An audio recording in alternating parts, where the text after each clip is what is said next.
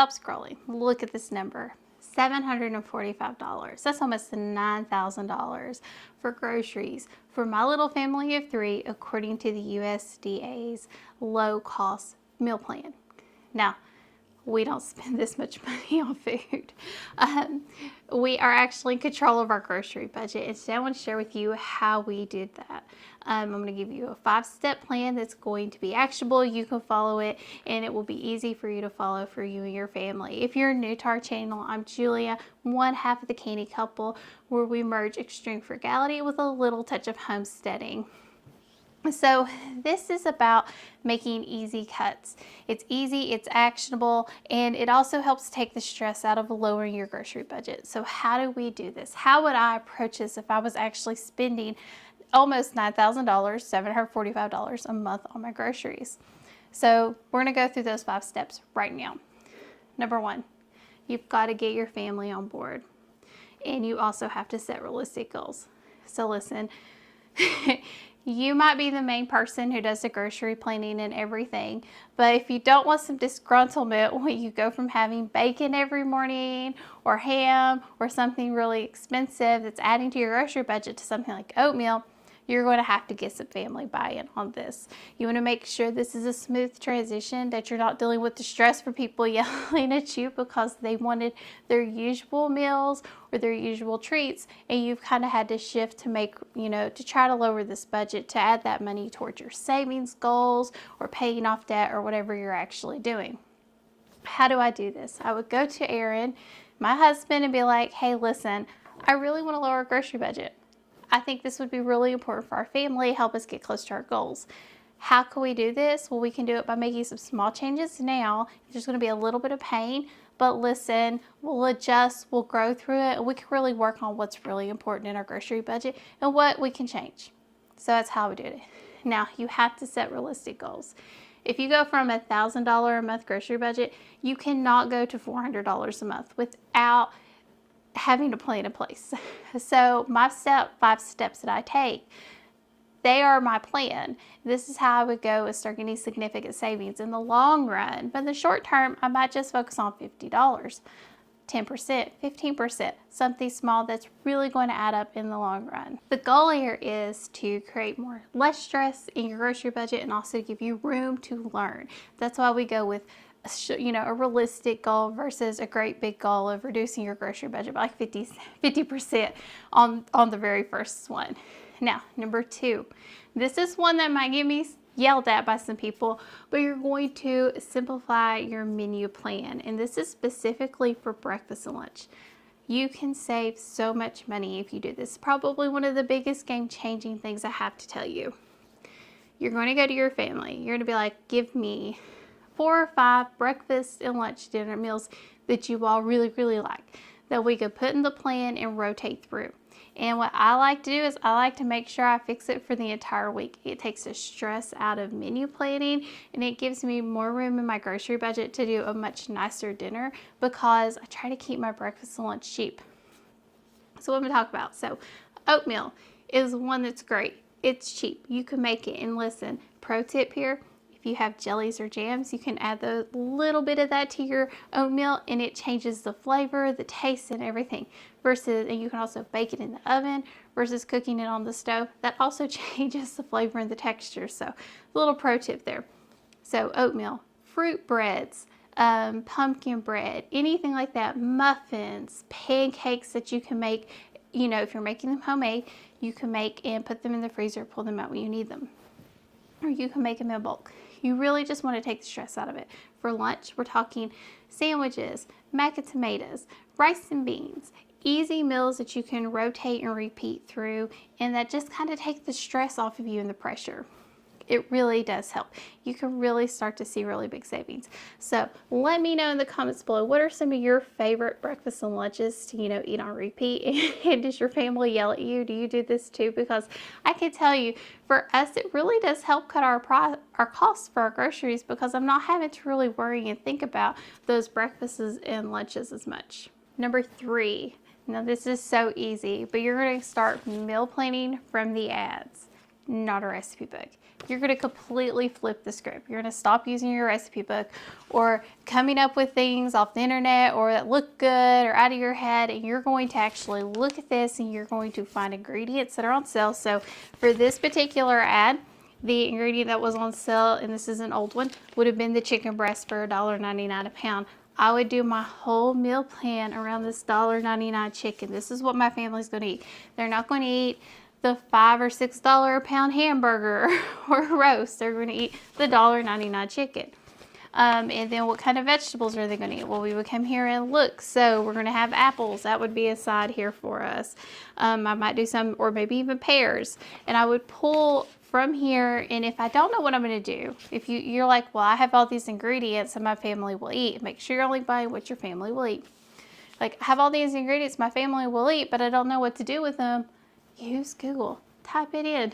Put it into the search engine, hit search, and it's going to give you a lot of different options. There are, oh God, millions and millions, probably trillions of recipes online out there. You can find so much to do. So I would definitely look here and really go through it. You're going to also focus on cheaper alternatives here, and we'll talk more about that as we go through.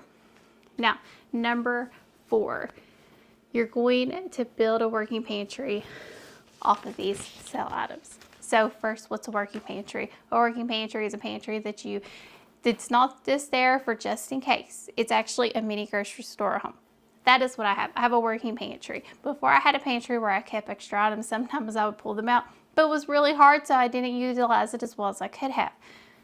I have a working pantry now where I utilize it every single time I go into it. And what I do is I fill it up with items that we eat, only items that we eat. When they're on sale, they're at their lowest prices.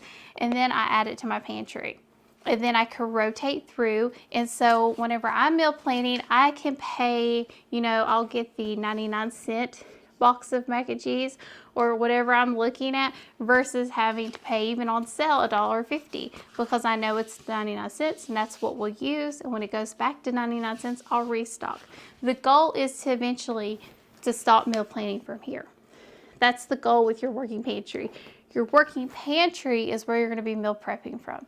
You're going to pull the majority of your ingredients from here, and you're only going to be getting a few fresh ingredients from your actual grocery store, from the ads. So your milk, your vegetables, your fruits, your fresh fruits that you're eating, you're going to pull those when they're on sale. But you're going to be pulling the majority of your ingredients out of your pantry. That's how you really make this work. It's how it becomes a mini grocery store. And this is how you can really, really start to cut your grocery bill. I mean, this is like the key to it. When you have a well-established working pantry with versatile ingredients you can pull from, you can make so much from, you can just run through and make any meal that your family needs to make. This is where your savings really start to come through. And I would extend your working pantry to your freezer, to your if you have a deep freeze, that's part of it as well. It's not just what's shelf stable, but shelf stable is important. I prefer to keep the majority of mine shelf stable, but make sure you're pulling in all the resources that you have. Number 5, smart substitutions. This is where you can have fun and get really creative. So you're going to maximize your ingredients here. That is most important. And being versatile and flexible with what you do. It can't be the same every single time. That's why whenever I cook, it's kind of like, I can't tell you exactly how I make it because most of the time I don't make it the same every single time. I don't know how much seasoning I put into things. I put in what I think it needs and what I think my family would like, and I go from there. Because I try to be really versatile with how I'm cooking, and we change it up. Sometimes I'll use different ingredients for a different recipe, depending on what we're doing. So you're going to swap out when you need to. You're going to become a swap out expert. That's what you're going to become. You're going to be like, okay, well, let's use meat as an example. This recipe calls for chicken or hamburger. And chicken is on sale, so we're going to swap the hamburger for chicken. I do this with Mexican a lot. It works really well. Now, there are a few recipes that would be harder to do, like beef stew. I don't think beef stew would taste very good with chicken, but you know what? If you switch it up and you make that like a tortilla soup, you can throw all those veggies in there, and guess what?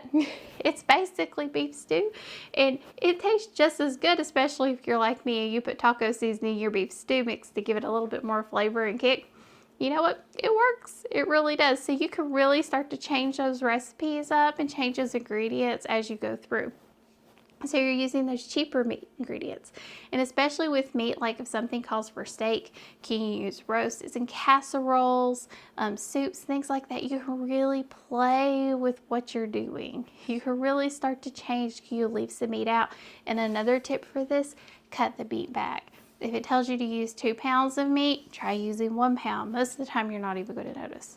Like I'm just saying, you could substitute it with some beans or anything like that, depending on what your family eats. So definitely look at that when you're going through. Now, you also have other items that you could swap out. So you're going to want to buy more store brand items than the name brand items. Now, I'm not going to tell you never to buy a name brand item. I buy some name brand items, but you can also use a store brand. I also bought a lot of store brand items. They're just the same. They are just the same. There are a few items that I know from the ingredient list.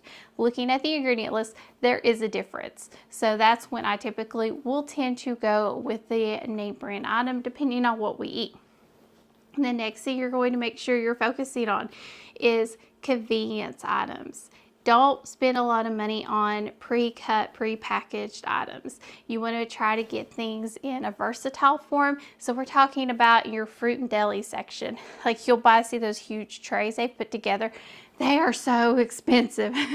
They are crazy expensive. Like now at our grocery store, those little cups are like $4 or $5. And we have one grocery store, I'm not even joking, a piece of cake. They have it right as you check out. A piece of cake for like $3. A piece of cake, $3. It is birthday cake. Nothing special, nothing different, just a piece of cake. And it's $3, and I'm like, oh my word, there's no way. I could go home and I can make the whole cake for $3. So you want to make sure you're watching these convenience items. Now, I'm not going to tell you never to buy convenience items. I think there is a place for them. And I can do a video on that. If you all want to see something like that, let me know in the comments below. But for the most part, kind of make sure you're balancing that convenience and it actually makes sense. So if you see carrots, like those little baby carrots that are peeled, washed, and cut already, and they're on a super deal, I would buy those. I would not buy the big bag of carrots. But now if they're not on a super good deal, I would buy the big bag of carrots, and that's what we would use. Make sure you're actually looking at things. And how do you check that? By looking at price per ounce. Make sure you're actually getting the most bang for your buck. We're looking at pastas.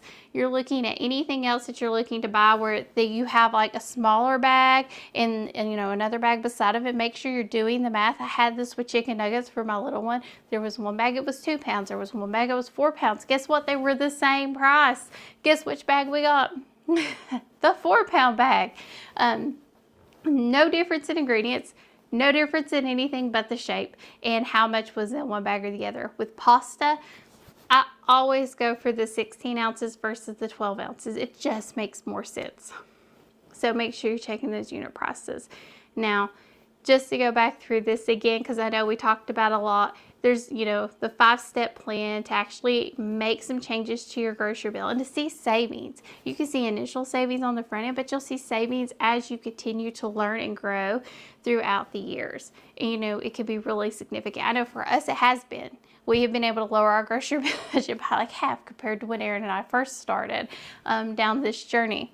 So you need to make sure your family buys into this and you set realistic goals. You need to make sure you simplify your breakfasts and lunches. This really will help you. I promise you, this is like, it takes such a load off of a mama or a dad or anybody just to have that meal figured out. You're going to meal plan from those ads. You're going to build a working pantry. And then you're going to make smart substitutions and really figure out, those grocery store games. So it doesn't seem like cutting your grocery budget by 10%, 15%, $50, or $100 would really make that big a deal. But if you do the math, it can. If you save just $100, that's $1,200 a year extra. Where could you put that? Where could you put that? Where would it, what could you do with $1,200 a year? And that's just $100. So say you have a much bigger grocery budget and you're really trying to cut it back, because I know a lot of people struggle with this with food costs. I mean, you can start seeing some significant savings. They could really rack up. And as you grow and you get better and better and you learn more and more throughout the years and you keep trying to cut and cut, you might get your grocery budget down from that $1,000 to $500 in 2 or 3 years, depending on what you're doing. So, let me know in the comments below what's one of these tips that you're going to use in trying your pantry. And, if you like this kind of content, make sure you hit the like button and subscribe to our channel. And if you want to see how I ended up doing a meal prep for the week and it actually was 80 cents per serving, check out that video. It's coming up next.